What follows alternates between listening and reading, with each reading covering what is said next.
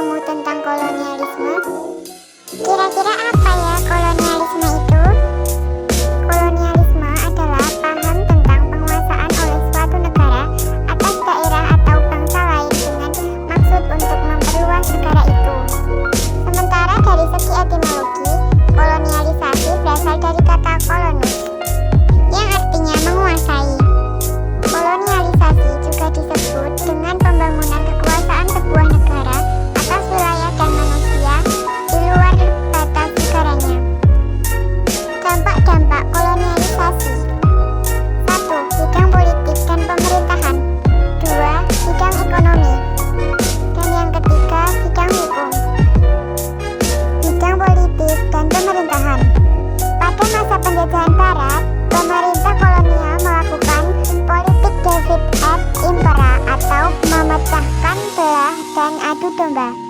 Pemerintah kolonial campur tangan dalam pergantian kekuasaan di kerajaan atau pemerintahan pribumi. Sistem kerajaan yang semula berkembang di Indonesia pada masa Daendels dilakukan pembaruan di bidang politik dan administrasi pemerintahan. Daendels membagikan wilayah kekuasaan kolonial Belanda menjadi 9 prefektur dan 30 kabupaten. Dalam struktur pemerintahan dikenal dengan adanya pemerintahan tertinggi. Kemudian dalam pelaksanaan pemerintahan dikenal juga adanya departemen untuk mengatur pemerintahan secara umum. Dalam pelaksanaan pemerintahan dalam negeri ada dualisme pemerintahan, yaitu pemerintahan Eropa dan pemerintahan pribumi. Selanjutnya pada masa pemerintahan Raffles juga terjadi perubahan dalam pemerintahan. Raffles mulai menghapus ikatan feodal dalam masyarakat. Pada masa pemerintahan Raffles, bupati diangkat sebagai pegawai pemerintahan di bawah seorang presiden. Raffles membagi Jawa menjadi 16 karisudenan. Pembaruan ini dilakukan oleh Raffles untuk menggantikan sistem tradisional Jawa yang bersifat patrimonial menuju sistem pemerintahan modern dan rasional. Bidang ekonomi. Pada masa pemerintahan Daendels, adanya perubahan sistem pemerintahan telah membawa perubahan pada sistem perekonomian tradisional.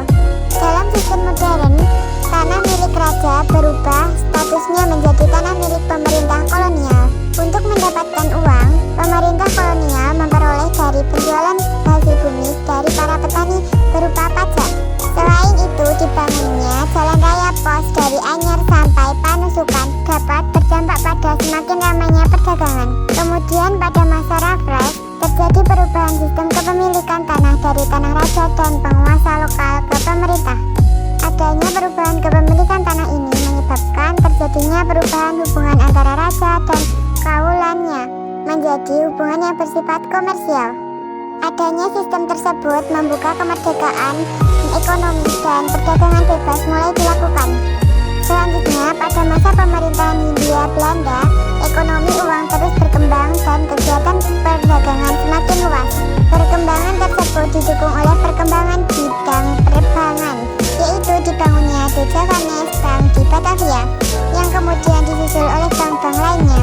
Perkembangan ekonomi juga didukung oleh munculnya kemajuan komunikasi dan transportasi. Hal ini ditandai oleh munculnya pelabuhan-pelabuhan dan jalur-jalur kereta api. Terhubungnya jaringan tersebut telah mempercepat pengiriman surat melalui pos.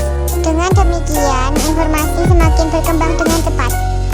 Bidang hukum. Hukum yang berlaku pada masa kerajaan-kerajaan Nusantara yaitu hukum adat yang diwariskan secara turun-temurun. Namun, pada masa kolonial, bangsa Barat menerapkan hukum kolonial. Sebagai contoh, dibentuknya Badan Peradilan untuk orang Eropa, Timur Asing, dan pribumi dengan ketentuan hukum yang berbeda. Sudahkah kalian paham tentang kolonialisasi?